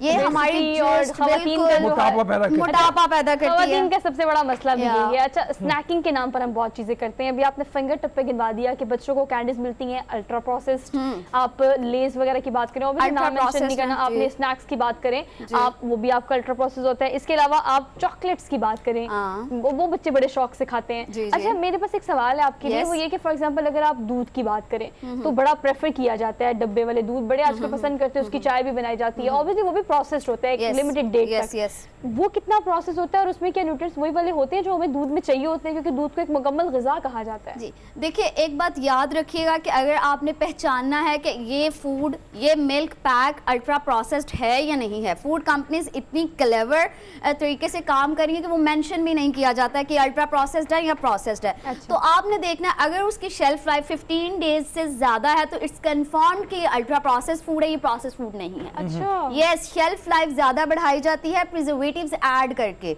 हमारे नेचुरल फूड्स के अंदर फूड कंपनीज क्या करती हैं, प्रिजर्वेटिव्स ऐड कर देती हैं, फ्लेवर को इन्हांस करने के लिए फ्लेवर्स ऐड किए जाते हैं, उसके टेक्सचर को अट्रैक्टिव बनाने के लिए उसके अंदर फ्लेवर, उसके अंदर कलर्स ऐड किए जाते हैं, उसको प्लेटेबल बनाने के लिए डिफरेंट एंजाइम्स, केमिकल का इस्तेमाल किया जाता है, जो कि लोगों को फिर इस तरह से अल्ट्रा प्रोसेस फूड अट्रैक्ट भी करते हैं और उनकी शेल्फ लाइफ भी बढ़ जाती है, और लोगों को ईजी लगता है कि ये तो बहुत ईजी है, पड़ा रहेगा हमारे फ्रीजर में, ये कौन सा ख़राब होगा, लेकिन उनको बिहाइंड द हिस्ट्री जो सारी स्टोरी चली है उसके बारे में नहीं पता। तो अगर किसी फूड की शेल्फ लाइफ 15 डेज से ज़्यादा है तो इट कंफर्म करता है कि ये इसके अंदर प्रिजर्वेटिव्स ऐड किए गए हैं और ये अल्ट्रा प्रोसेस फूड है, देर तक वो रखने आपके के लिए लिए। बिल्कुल भी बेनिफिशियल नहीं है। I'm again repeating कि उसका न्यूट्रिशनल कंटेंट जीरो है, they are just providing us calories, they are not giving us any sort of nutrient which our body is in need.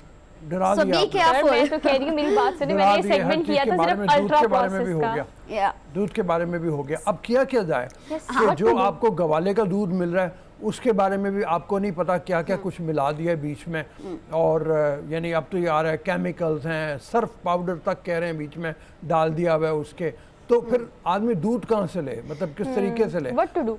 What to do is now कि आप food, अगर आप एक food packet उठाएं, मैं आपको 5 science बताऊंगी जिससे आप आइडेंटिफाई कर पाएंगे कि ये फूड जो है हमारा अल्ट्रा प्रोसेस्ड है या नहीं। अगर तो 5 पॉइंट्स आपको याद है आपके जहन में, आप बहुत होशियारी के साथ अपने प्रोडक्ट को आइडेंटिफाई कर लेंगे और फिर आप उसको पिक करेंगे। द फर्स्ट वन इज, अगर तो फूड पैकेट के ऊपर, स्पेशली मिल्क पैकेट के ऊपर, अगर इंग्रेडिएंट्स 5 से ज़्यादा हैं या ऐसे इंग्रेडिएंट्स जो आपकी पहचान में नहीं है, जैसे अच्छा। कुछ केमिकल्स का नाम लिखा हुआ है उनके इंग्रेडिएंट लिस्ट के अंदर, तो ये कंफर्म करता है कि ये अल्ट्रा प्रोसेस्ड है, क्योंकि उसके अंदर फूड एडिटिव्स को ऐड कर दिया गया है। ठीक है। दूसरी सबसे इसकी बड़ी पहचान, इसकी शेल्फ लाइफ ऑलरेडी मैंने मेंशन किया, इसकी शेल्फ लाइफ 15 डेज से ज्यादा होगी। तीसरी इसकी बात कि ये आपको रेडी टू कुक है, दे विल क्लेम कि आपको 2 to 3 डेज इसको 2 to 3 मिनट्स लगेंगे इसको कुक करने में, और ये आपके लिए रेडी है, आपको इसको बॉयल करने की भी जरूरत नहीं है। और फोर्थ सबसे बड़ी बात कि इनकी इतनी ज़्यादा हाइप क्रिएट करते हैं ये फूड कंपनीज वाले, इतनी ज़्यादा उसकी पब्लिसिटी करते हैं एक प्रोडक्ट की, तो वो पहचान में आ जाता है कि इतनी ज़्यादा पब्लिसिटी है तो इट्स अल्ट्रा प्रोसेस्ड अच्छा फूड। होगा। तो ये कुछ 3-4 पॉइंट्स हैं जो आपने जहन में रखने हैं शॉपिंग करने से पहले। आप ग्रॉसरी करने जाते हैं, ग्रॉसरी स्टोर के ऊपर पर आप मिल्क पैक उठाएं, उनके इंग्रेडिएंट लिस्ट चेक करें। अगर तो आपको इन चीज़ों का अंदाज़ा होता है कि यार इनकी इंग्रेडिएंट लिस्ट में कुछ ऐसे न्यूट्रिएंट्स हैं जो मेरी पहचान में नहीं आ रहे, इसके अंदर कुछ केमिकल्स ऐड किए गए हैं, इसके अंदर कुछ कलर्स ऐड किए गए हैं, फ्लेवर्स ऐड किए गए हैं, एंजाइम्स ऐड किए गए हैं, ट्रांस फैट्स ऐड किए गए हैं, कोई प्रोटीन वे प्रोटीन होती है, केजीन प्रोटीन ऐड कर दी गई है, तो ये कंफर्म करता है कि इट्स अल्ट्रा प्रोसेस्ड। अच्छा डॉक्टर मारिया, मुझे एक बात बताइए, वो जो 5 चीज़ें आपने बताई ना, चले हम अगर किसी भी जगह पे कोई खरीदारी करने के लिए जाते हैं, वो हम ब्रेड लेने के लिए जाएं, कुछ इस तरह की चीज़ें लेने के लिए जाएं जो कि बेसिक आपकी डेली लाइफ की नीड है। अच्छा, उस सब में आप इन 5 चीज़ों में से जो आपने बताई है, चले एक आधी नहीं होगी, मैक्सिमम आपको हर प्रोडक्ट में नजर आती है, मिल जाएगी। अब what to do is means के हमने तो ये सेगमेंट बड़ा रैंडमली किया था कि ये आपको बताना चाहिए, लेकिन ये एक अलार्मिंग सिचुएशन है कि आप कोई भी चीज़ पिक करें और वो अल्ट्रा प्रोसेस हो या प्रोसेस हो। अब ये प्रोसेसिंग तो होनी है, प्रोसेस से तो गुजरना है। अब अगर हम सिर्फ डबल रोटी की बात करें, ब्रेड की बात करें, एक स्लाइस सिंपल सा, वो भी प्रोसेस्ड है, मतलब उसने प्रोसेस किया है, और वो अगर हमारे फ्रिज में पड़ी है तो 10 दिन पड़ी है, बाजू का 5 दिन पड़ी है, हफ्ता तो मैक्सिमम पड़ी रहती है, फिर वहां पे कब से पड़ी है, हम तो उसे एक हेल्दी चीज समझते हैं, तो उसके लिए हम या तो कोई अल्टरनेटिव करें, या फिर अगर उसको खाना है तो उसको खाने का ऐसा तरीका हो कि हाँ हमें उतना हार्म ना हो जितना अल्ट्रा प्रोसेस से हो सकता है। अच्छा, अब क्वेश्चन आ रहा है जैसे सोहा ने किया कि व्हाट टू डू नाउ, अब हम क्या करें। तो पहली बात तो ये कि ये अनरियलिस्टिक है अब कहना या सोचना कि मैंने अल्ट्रा प्रोसेस फूड आज के बाद नहीं खाने, क्योंकि हर जगह अल्ट्रा प्रोसेस फूड ही आपको मिलेंगे। हमारे किसी भी मार्ट पे चले जाएं, हर जगह पे लोगों ने, इन फूड कंपनीज ने इनको हैप्पी मील का नाम दे दिया। आप लोगों ने कुछ खुशी सेलिब्रेट करनी है, आप इसको पिज्जा को एज अ हैप्पी मील कह देते हैं। आपने कुछ, आपकी हैप्पी मॉर्निंग है तो आज ही हम वाइट ब्रेड खाएंगे ब्राउन ब्रेड की बजाय, तो लोग उन्होंने उसको हैप्पी मील का नाम दे के हमारे लोगों के ब्रेन्स के अंदर इंड्यूस कर दिया। हमने अब ये करना है कि जहां तक पॉसिबल हो सके, अगर आपके पास ऑप्शंस हैं, आप होल फूड की तरफ चले जाएं। अच्छा, जहां पर आपके पास ऑप्शन है, फॉर एग्जांपल आपके पास एक तरफ डोनट पड़ा हुआ है, एक तरफ आपके पास एप्पल है, आपकी फर्स्ट प्रायोरिटी एप्पल की होनी चाहिए, क्योंकि एप्पल आपकी बॉडी को रिक्वायर्ड है। आपकी बॉडी मांग रही है न्यूट्रिएंट्स को, और वो न्यूट्रिएंट्स एप्पल के अंदर मौजूद है, वो एक फास्ट प्रोसेसिंग फूड के अंदर मौजूद नहीं है। अगर आप अपनी बॉडी को एक गलत मैसेज देंगे बैड फूड या फेक फूड खिला के, तो आपकी बॉडी भी आपको फेक रिजल्ट्स देगी। और अगर आप अपनी बॉडी को एक होल फूड, हेल्दी फूड जिसके अंदर तमाम गुडनेस अवेलेबल हैं, नेचुरल फूड जो अल्लाह ताला ने हमारे लिए बना दिया है, जिसकी प्रोसेसिंग रिक्वायर्ड नहीं है। फॉर एग्जांपल कैरेट को नेचुरली प्रोड्यूस किया है, इसकी मिनिमल प्रोसेसिंग, हमने खाना है तो हमने उसका पील रिमूव करना है, ऐसा है, ये मिनिमल प्रोसेसिंग है। हमने उसका कोई न्यूट्रिएंट ना तो निकाला है, ना ही हमने कैरेट के अंदर कुछ ऐड किया है। तो ये फूड जो है जिसके अंदर प्रोसेसिंग नहीं हुई या मिनिमल प्रोसेसिंग हुई है, this is a whole food, this is a natural food, this is you have to eat. अच्छा, एक सोल्यूशन मेरे पास ये भी है, चलिए आप तो नेचुरल प्रोसेस की बात कर रहे हैं, अगर इन सब चीज़ों को करने का वक्त हो तो अल्ट्रा प्रोसेस या प्रोसेस फूड की तरफ लोग जाए ना, ठीक है। ऑब्वियसली मतलब जूस बनाना, फ्रेश बनाना, ये टाइम नहीं होता, इसलिए आप जाते हैं कैन पकड़ते हैं, पी लेते हैं। अब हम चलते हैं उन चीज़ों की तरफ जो कि ऑर्गेनिक कहलाती हैं। आजकल आप सोशल मीडिया की बात करें, आप किसी स्टोर पर चले जाएं, बहुत सारे ब्रांड्स ऐसे हैं, दे क्लेम दैट कि हम ऑर्गेनिक प्रोड्यूस कर रहे हैं, हमारा अपना प्लांट है, हम खुद लगाते हैं, इसमें कोई केमिकल्स नहीं है, there is no harm chemicals जो भी आपके इंग्रेडिएंट्स होते हैं, वो कितना रिलाई कर सकते हैं हम उन पर। शहद बड़ा ऑर्गेनिक मशहूर हुआ है, दूध के बारे में बात की जा रही है, खाने नाश्ते के लिए बहुत सारी आइटम्स है जो कि लोग क्लेम करते हैं कि ऑर्गेनिक है, वो क्या? देखिए, इन चीज़ों से वास्ता तो अब पढ़ना ही पढ़ना है हमारा। हमारी फार्मिंग इतनी गलत प्रैक्टिसेस से हो रही है कि हम लोगों को अगर बताएं तो लोग फूड खाना छोड़ दें, उनको नेचुरल फूड से इतनी ज़्यादा प्रॉब्लम हो जाए। इन्हीं फूड कंपनीज ने लोगों को कहा है कि जो नेचुरल ऑर्गेनिक फूड्स हैं, they are boring in nature, आपको वो नहीं खाने, और वो क्लेम करते हैं कि ये हमने ऑर्गेनिक फूड तैयार की है, ये रेडी क्विकली ये रेडी हो गई है, इसके अंदर वो तमाम न्यूट्रिएंट्स हैं। जब तक हम लैब में उसकी प्रोसेसिंग नहीं कर लेते, लैब में उसको टेस्ट नहीं कर सकते, वी कैन नॉट क्लेम कि ये ऑर्गेनिक है भी या नहीं है।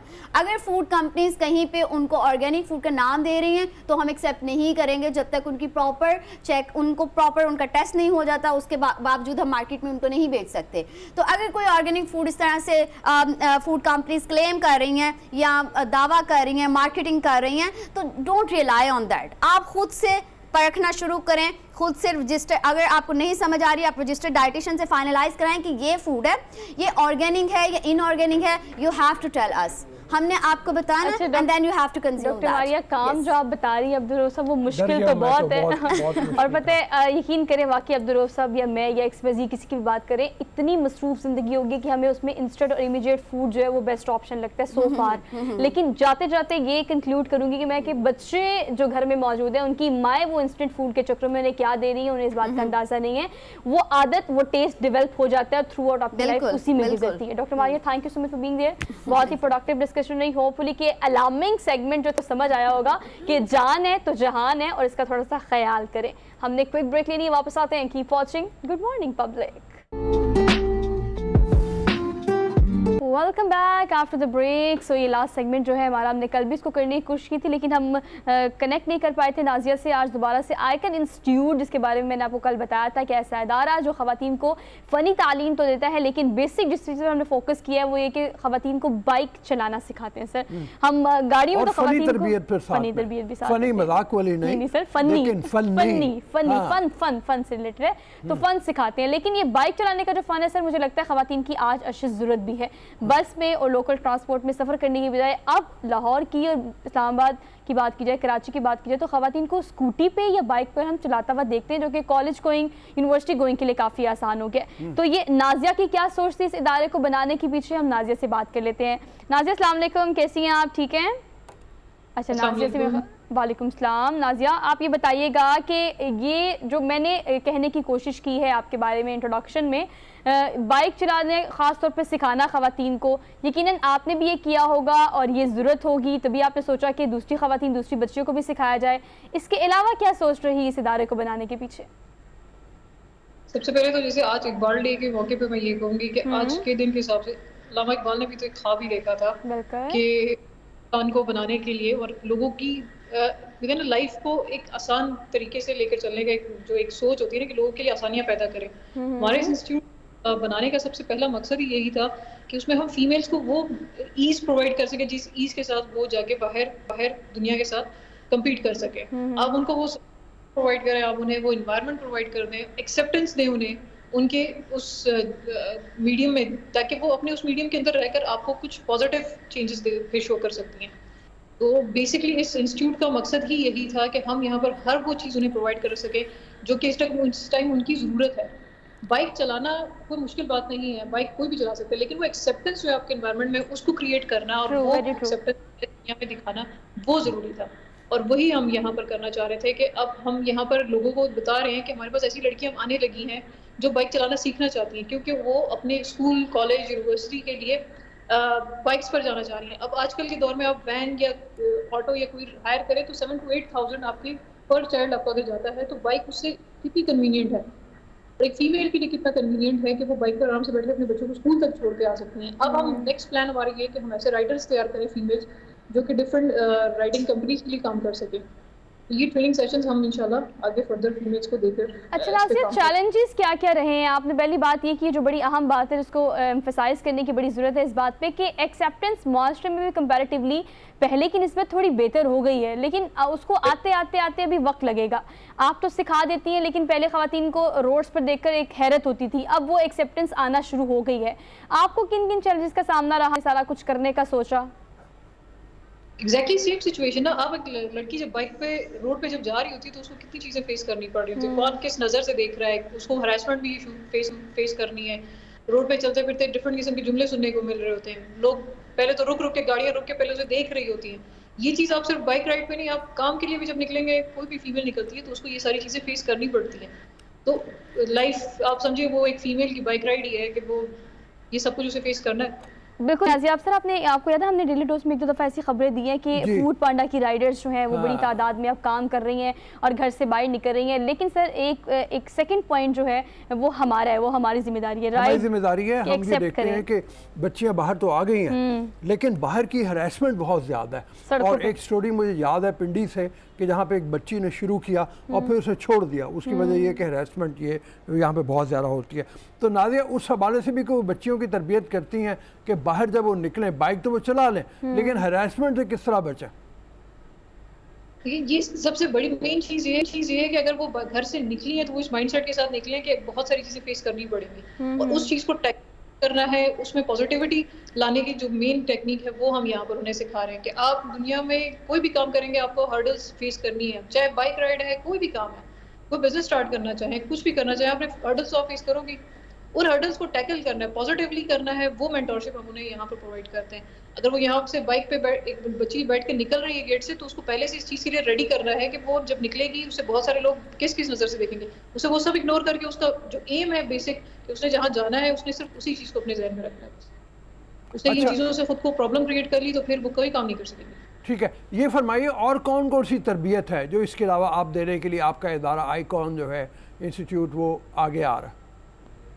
हम इस टाइम बेसिक स्किल प्रोग्राम्स जितने भी हैं फीमेल्स के, जैसे जिसमें ब्यूटिशियन, स्टिचिंग, कुकिंग, बेकिंग है, उसके अलावा ये वो स्किल प्रोग्राम्स हैं जो हम यहाँ उनको सिखा रहे हैं। इसके अलावा हम अभी इनको टेक्निकल वेज में जो आईटी रिलेटेड जितने भी वो है कोर्सेज हैं उनकी तरफ लेकर जा रहे हैं। अब हमने फीमेल्स के लिए यहाँ पर कंप्यूटर लैब तैयार कर ली है, उनके लिए हम इंक्यूबेशन सेल की तरफ जा रहे हैं ताकि अब जो लर्न कर चुके हैं अब उसको अर्निंग की तरफ भी लेकर जाए। हम उन्हें एंटरप्रेन्योरशिप की तरफ लेकर जा रहे हैं। हमने यहाँ पर स्टार्ट किया है ताकि हमारे साथ ही सीख कर फिर वो अपनी सर्विसेज यहीं से प्रोवाइड करे। अगर एक लड़की ब्यूटिशियन का काम कर रही है, वो सीख कर फिर हमारे पास बैठ के यहीं अपनी सर्विसेज भी कर सकती हैं। तो अर्निंग के लिए भी हम उन्हें यहीं पर ही उनको एक एनवायरनमेंट। नाज़ी, ये बहुत अच्छा पॉइंट है कि आप खवातीन को स्मॉल स्केल बिजनेस यानी एम्पावर कर रही हैं, एंटरप्रेन्योरशिप सिखा रही हैं खवातीन को ख़ास तौर पे। ये कहिएगा नाज़िया कि जब आप इस तरह का इदारा चलाते हैं तो आपकी कोशिश ये होती है कि मुख्तलिफ कंपनीज़, वो प्राइवेट हो या गवर्नमेंट हो, वो ऑन बोर्ड हो आपके साथ।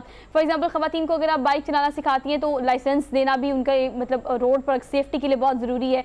उसके अलावा दूसरी स्किल्स जो आप सिखा रही हैं उसमें कौन कौन सी कंपनी से निगोसिएशन या एग्रीमेंट या MOUs होते हैं आपके, जिसमें यहाँ पर तालीम याफ्ता खवातीन को सिखाने के बाद आप वहाँ भेज सकें, और इस तरह का आप कुछ इस पर काम कर रही हैं? बिल्कुल कर रहे हैं। इस पर सबसे ज़्यादा हमें जो है गवर्नमेंट की तरफ से ही सपोर्ट होती है। हमारे पास जैसे कामयाब जवान टाइप एक प्रोग्राम है, गवर्नमेंट का ही है, उसमें बहुत सारी फीमेल्स को ऑनबोर्ड किया जाता है। हमारा उनके साथ एक MOU है, हम उनके साथ काम कर रहे हैं। इसके अलावा UN की कुछ एजेंसीज हैं, उनके साथ हम काम करते हैं। और समेडा हो गए, जितनी भी स्मॉल बिजनेस इंडस्ट्रीज हैं हम उनके साथ काम करते हैं। हमारी ये फीमेल्स जो हैं जो भी कर रही हैं हम आगे प्रमोट उन्हीं के साथ करवाते हैं। कितने शहरों में इस वक्त आपका फैलाव है? हमने स्टार्ट मेन बलूचिस्तान से ही किया। बलूचिस्तान में कोयटा और कोयटा के अलावा जितने भी डिस्ट्रिक्ट्स हैं हम उन सब में काम कर रहे हैं। अच्छा, ये बहुत ज़बरदस्त बात है कि जब हम कोयटा से ऐसी चीज़ या ऐसे इलाकों से, कबायली इलाकों से हम इस तरह की बात सुनते हैं तो यकीनन हमें खुशी भी होती है और आपको भी इसका खराज तहसीन जाता है कि आपने किस तरह से इस ज़बरदस्त काम को शुरू किया और आगे लेकर चल रही हैं। क्या पैगाम देना चाहती हैं उन ख़वातीन को जो आगे आना चाहती हैं, लेकिन उनके लिए आपका ये इदारा आइकन इंस्टीट्यूट जो है वो बेहतरीन इदारा है जहाँ पर ऐसा प्लेटफॉर्म है जिसको वो यूटिलाइज़ करके वो कर सकती हैं जो वो करना चाहती हैं? कि घर से निकलने के लिए थोड़ी सी हिम्मत चाहिए। हमारे फीमेल्स में सिर्फ वो हिम्मत की कमी है। वो हिम्मत करें, वो आए, यहाँ आए। अगर जो टैलेंट उनके पास है या जो आर्ट है या किसी भी तरह की कोई एक्टिविटी वो करना चाहते हैं, हमारे पास हर किस्म का सपोर्ट उनके लिए रेडी है। लेकिन सिर्फ मसला सिर्फ ये है कि उन्होंने हिम्मत करके यहाँ तक आना है। हम तक खुद आ जाए, बाकी काम हमारा है, हम जैसे सपोर्ट कर सकेंगे हम ज़रूर करें। अच्छा, ये बताइए कि बच्चियाँ बहुत सारी ऐसी हैं जो तालीम की वजह से अब आगे आना चाहती हैं, फ़नी तरबियत भी हासिल करना चाहती हैं, बाइक भी चलाना सीखना चाहती हैं, वालिदैन की रिलक्टेंस होती है और माएँ ख़ास तौर पे बहुत ज़्यादा रुकावट डालती हैं। क्या आप लोगों का उनसे भी रब्ता होता है, उनको भी बताते हैं कि क्या करें? हम ऐसी फीमेल जितने भी हमारे पास अगर ऐसी बच्चियाँ आना चाह रही होती हैं, हमारे पास एक सेशन, हम पेरेंट थेरेपी सेशन भी करवाने की प्लान कर रहे हैं कि हम पेरेंट्स को वो थेरेपीज करवाएंगे, वो सेशंस बिठाएंगे ताकि पेरेंट्स सबसे पहले अपने बच्चों को इस पॉजिटिव एनवायरनमेंट के लिए सपोर्ट करें। क्योंकि कोई भी लड़की तब तक कुछ नहीं कर सकती जब तक कि पेरेंट्स का सपोर्ट ना हो। स्पेशली आप कह रहे हैं जैसे मदर्स का, उनको मदर्स को ऑनबोर्ड करना, मदर्स को भी अपने साथ यहाँ पर कहीं ना कहीं अपने साथ रखने का मकसद ये है कि वो अपनी बेटी को दूर से देखेंगे कि वो कुछ ना कुछ कर रही है और पॉजिटिव ही कर रही है। अच्छा, ठीक है। नाज़ी, ये बताएगा कि जब आपने ये कब से ये इदारा काम कर रहा है, लेकिन ऑब्वियसली अब ये प्लेटफॉर्म जो है, जो ख़वातीन इस वक्त हमें देख रही हैं, वो चाहती हैं कि मुख्तलिफ शहरों में इसको शुरू किया जाए। अगर इतनी सारी NGOs और जिन इदारों का आपने नाम लिया वो आपसे मुंसलिक हैं, तो इसको नेटवर्क को फैलाने के लिए आप क्या काम कर रही हैं? मुख्तलिफ शहरों में आपकी अशद ज़रूरत है, इस प्लेटफॉर्म की लोगों को अशद ज़रूरत है, तो इस पर आपने कितना काम किया है? हमने अब एक नई चीज़ स्टार्ट की है कि हम अपने साथ कुछ ऐसे मेंबर्स को कनेक्ट करना चाह रहे हैं कि जो वॉलंटियरली हमारे साथ मिलकर इस चीज़ को आगे भी बढ़ा सकें। अगर किसी के पास स्पेस है, कोई काम करना चाह रहा है लेकिन उसे समझ नहीं आ रही किस तरह से करे, वो हम उनको, ये भी एक स्मॉल बिजनेस टाइप ही होगा कि हम अपने ही फ्रेंचाइजेस या अपने काम को उन तक उनके थ्रू किस तरह से करवाते हैं। ज़रूरी नहीं है कि वो सिर्फ आके मेरी ही बिल्डिंग में मेरे साथ काम करे, वो मेरे इस काम को रेप्लिकेट करे, अपने साथ करे। मेरी तरफ से उसको पूरी सपोर्ट होगी कि जो कुछ मैंने यहाँ किया है एज इट इज उसको रेप्लिकेट करके। चलिए Nazia, thank you so much, all appreciation from अल्लाह आपको कामयाब करे इस मकसद में जो कि नेक है। लेकिन सर आज मैच है, आज मैच है। हाँ सर, शो इसी बात पे खत्म किया बड़ी इस वक्त लोग बड़ी बेताबी से एक इंतजार घंटे कर रहे बाद। होंगे। एक तो ये भी बड़ी आंखें जमी होगी कि जनाब टीम क्या खिलाई जाती है, क्या टॉस कोई क्या तब्दीली होती है होगा? नहीं होती, और फिर टीम के अंदर चेंजेस क्या होंगी, टॉस कौन जीतेगा, बड़ी बेताबी से इंतजार हो रहा होगा। क्यूरियोसिटी बहुत ज़्यादा हो गई है। तो ठीक है, 1 घंटे बाद आप मैच देखें और आपसे मुलाकात करेंगे हम कल इंशाल्लाह। अपना बहुत सारा ख्याल रखें, हमें दीजिए इजाज़त, अल्लाह हाफिज़।